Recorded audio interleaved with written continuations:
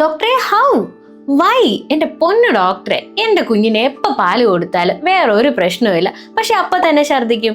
ഇനി കയ്യിൽ വെച്ച് തട്ടിക്കൊടുത്താലോ കിടത്തി കഴിഞ്ഞാലോ തിരിഞ്ഞു നോക്കുമ്പോഴത്തേക്കും എന്തായാലും കുറച്ച് ഛർദ്ദിച്ചിരിക്കും. ഇത് നോർമലാണോ ഡോക്ടറെ? എന്താണ് ഞങ്ങൾ ചെയ്യേണ്ടത്? ഇങ്ങനെ ഒരുപാട് വെറൈറ്റീസ് ഓഫ് ചോദ്യങ്ങളാണ് ഡെയിലി OPയിൽ വരുന്നത്. ഇങ്ങനെ കുഞ്ഞുങ്ങൾ പാല് കൊടുത്ത ഉടനെ ഛർദ്ദിക്കുന്നത് നോർമലാണോ? നമസ്കാരം, ഞാൻ ഡോക്ടർ അമലു ബാബു, കുട്ടികളുടെ കുട്ടി ഡോക്ടർ. ഈ ലോവർ ഈസോഫാഗൽ സ്പിഞ്ചർ കംപ്ലീറ്റ് ആയിട്ട് മെച്യൂർ ആവാത്തത് കൊണ്ട് നമ്മൾ പാല് കൊടുക്കുന്ന സമയത്ത് നമ്മുടെ സ്റ്റൊമക്കിലേക്ക് എത്തുന്ന പാലിൻ്റെ കുറച്ച് അംശം പുറത്തേക്ക് വരുന്നത് വളരെ നോർമൽ ആയിട്ടുള്ളൊരു കാര്യമാണ്. ഇനി ഇതുപോലെ വോമിറ്റിംഗ് ഉണ്ടാവാനായിട്ടുള്ള മറ്റ് റീസൺസ് എന്തൊക്കെയാണ്? ഒന്നാമതായിട്ട് നമ്മൾ കുഞ്ഞുങ്ങളെ ഓവറായിട്ട് ഫീഡ് ചെയ്യുക. നമ്മുടെ കുഞ്ഞുങ്ങളുടെ വയറ് വളരെ ചെറുതാണ് അല്ലേ? അപ്പോൾ അവരുടെ വയറിൽ ഒതുങ്ങുന്നതിനപ്പുറമായിട്ടുള്ള പാല് നമ്മൾ കൊടുക്കുന്ന സമയത്ത് എന്ത് പറ്റും? സ്വാഭാവികമായിട്ട് അവർ കൂടുതലായിട്ടുള്ള പാല് വോമിറ്റ് ചെയ്ത് കളയും. അതൊരു റീസൺ ആണ്. ഇനി അടുത്തത് എന്ന് പറയുന്നത് നമ്മൾ വളരെ ഫാസ്റ്റ് ആയിട്ട് ഫീഡ് ചെയ്യുന്നു. കുഞ്ഞുങ്ങളിത് വേഗം ഇങ്ങനെ വലിച്ചു കുടിക്കുന്നു. ആ സമയത്ത് പാലിനോടൊപ്പം തന്നെ ഒരുപാട് എയറും കൂടി അകത്തോട്ട് ചെല്ലുകയും അതുപോലെ തന്നെ ഗ്യാസിന്റെ പ്രശ്നം വയറ്റിലുണ്ടാകുകയും നന്നായിട്ട് നമ്മൾ തട്ടിക്കളഞ്ഞില്ലെങ്കിലും ഇതുപോലെ ചെറിയ അളവിൽ ഛർദ്ദിക്കുന്നതും വളരെ നോർമലാണ്.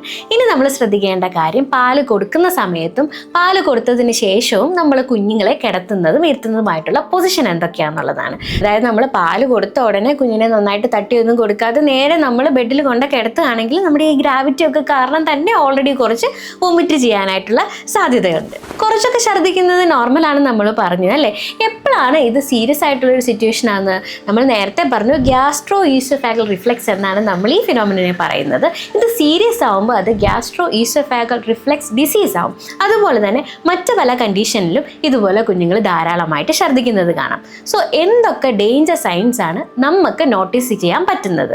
ഒന്നാമതായിട്ട് പ്രൊജക്ടൈൽ വോമിറ്റിംഗ്, അതായത് വളരെ ശക്തമായിട്ട് ഇങ്ങനെ ഛർദ്ദിക്കുന്ന ഒരു സമയത്ത് അത് ഈ പൈലോറിക് സ്റ്റിനോസിസ് എന്നൊക്കെ പറയുന്ന കണ്ടീഷനിലൊക്കെ അങ്ങനെയുള്ള റീസൺ വരാം. രണ്ടാമതായിട്ട് നമ്മൾ ശ്രദ്ധിക്കേണ്ട കാര്യം, ഈ ഛർദ്ദിക്കുന്ന കൂട്ടത്തിൽ എന്തെങ്കിലും രക്തത്തിൻ്റെ അംശമോ അല്ലെങ്കിൽ കളർ വ്യത്യാസമോ അങ്ങനെ എന്തെങ്കിലും ഉണ്ടെങ്കിൽ നമ്മൾ തീർച്ചയായിട്ടും നമ്മുടെ പീഡിയാട്രീഷ്യനെ പോയി കാണേണ്ടതാണ്. ഇനി നമ്മൾ ശ്രദ്ധിക്കേണ്ട കാര്യം എന്താണെന്ന് വെച്ചാൽ, ഇങ്ങനെ തുടർച്ചയായിട്ടേ ഛർദ്ദിച്ചുകൊണ്ടിരിക്കുന്നു, അപ്പോൾ നമ്മുടെ കുഞ്ഞുങ്ങൾക്ക് ആവശ്യത്തിനുള്ള വെയിറ്റ് വെക്കുന്നുണ്ടോ എന്നുള്ള കാര്യം നമ്മൾ തീർച്ചയായിട്ടും ഉറപ്പാക്കണം. പിന്നെ നമ്മൾ നോക്കേണ്ട കാര്യം എന്ന് പറഞ്ഞാൽ, ഇതുപോലെ ഛർദ്ദിക്കുന്നു, അതിൻ്റെ കൂടെ നമ്മുടെ കുഞ്ഞ് പ്രത്യേക രീതിയിൽ കൈയും കാലും വെക്കുന്നു, അല്ലാതെ ഇങ്ങനെ വളഞ്ഞു നിൽക്കുന്നു, ഭയങ്കരമായിട്ട് ഡിസ്റ്റർബ്ഡ് ആയിട്ട് ഞെളിവിരി കൊള്ളുന്നു, ഇങ്ങനെയൊക്കെയുള്ള സമയങ്ങളും നമ്മൾ ഉടൻ തന്നെ ഹോസ്പിറ്റലിൽ കൊണ്ടുപോകേണ്ടതാണ്. ഇനി ഏറ്റവും പ്രധാനപ്പെട്ട കാര്യം, കുഞ്ഞുങ്ങൾ ഒരുപാടായിട്ട് ഇങ്ങനെ ഛർദ്ദിക്കുന്ന സമയത്ത് അത് മൂക്കിക്കൂടെയും വായിക്കൂടെയും ഒക്കെ വരികയും അതുപോലെ തന്നെ കുഞ്ഞിന് ശ്വാസം എടുക്കാൻ ബുദ്ധിമുട്ട് വരികയും അതേ തുടർന്ന് അമിതമായിട്ടുള്ള ക്ഷീണമോ മറ്റു ബുദ്ധിമുട്ടോ എന്ത് കാണിക്കുകയാണെങ്കിലും ഉടൻ തന്നെ നമ്മൾ ഹോസ്പിറ്റലിൽ എത്തിക്കേണ്ടതാണ്.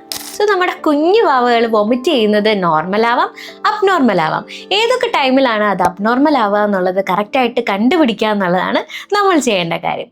സോ ഫോർ അവർ ലിറ്റിൽ ബോബോസ്, ഹാപ്പി പാരന്റിങ് വിത്ത് കുട്ടി ഡോക്.